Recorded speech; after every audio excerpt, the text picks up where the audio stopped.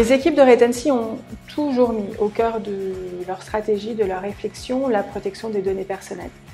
Protéger les individus a même été un véritable moteur d'innovation pour nos équipes.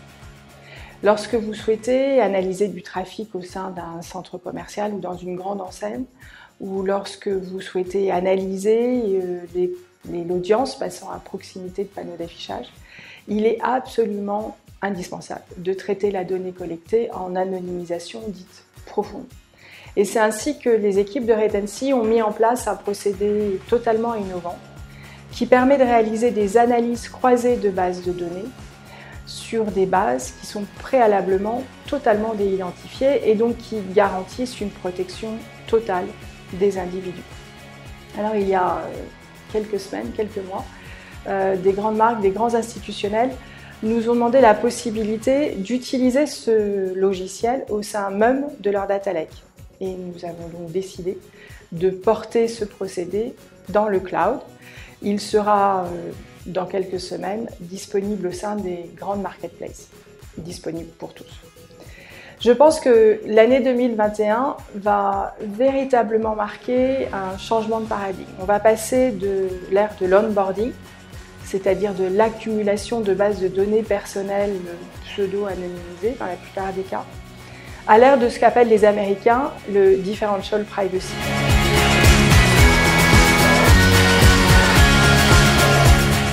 Jusqu'à présent, les grandes marques, pour optimiser leurs investissements médias ou pour mieux comprendre la satisfaction client, utilisaient comme corpus d'information les résultats obtenus d'analyses faites sur des quantités gigantesques de données pseudo-anonymisées sur des longues périodes de temps. Aujourd'hui, chaque individu laisse une profusion de traces, soit dans l'univers physique, soit dans l'univers digital. Et les autorités européennes ont donc mis fin à cette stratégie systématique d'accumulation de bases. Recueillir un consentement libre et éclairé, quelle qu'en soit la finalité, devient extrêmement difficile. La bonne chose, la bonne nouvelle, c'est que en parallèle, la recherche mathématique a fait d'énormes progrès. Et aujourd'hui, l'on est capable, et on l'a d'ailleurs démontré, que lorsque vous éduquez un réseau de neurones avec une base de données, des bases de données pseudo-anonymisées, vous obtenez absolument le même résultat que ce que vous pouvez obtenir avec des bases de données déidentifiées, avec une garantie qui est la protection complète des individus. Et vous obtenez même parfois des résultats meilleurs parce que vous avez cette capacité à travailler sur des bases de volume qui sont bien plus grandes et sur des périodes de temps qui peuvent être bien plus importantes. Et c'est ce que propose le procédé Retency, qui est capable d'analyser en temps réel des très vastes volumes de données et donc sur des périodes extrêmement longues puisque l'on assure cette déidentification avant l'analyse croisée des bases.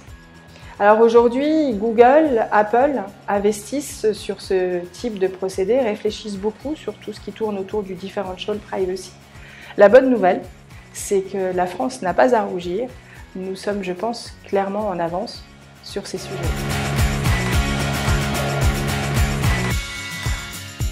Ces procédés de déidentification, d'anonymisation et d'analyse croisée de la donnée ont été conçus pour des contextes où il est extrêmement difficile, voire absolument impossible, de recueillir des consentements.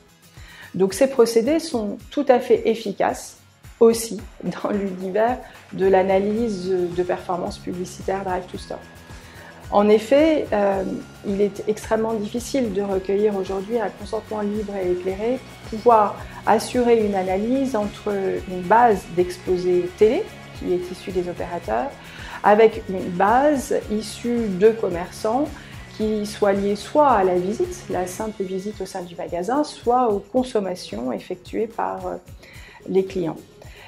Et aujourd'hui, la bonne nouvelle, c'est que si le consentement libre et éclairé est difficile à obtenir, le procédé Retency permet absolument de faire ces analyses croisées entre ces deux typologies de base qui sont préalablement, bien évidemment, totalement déidentifiées.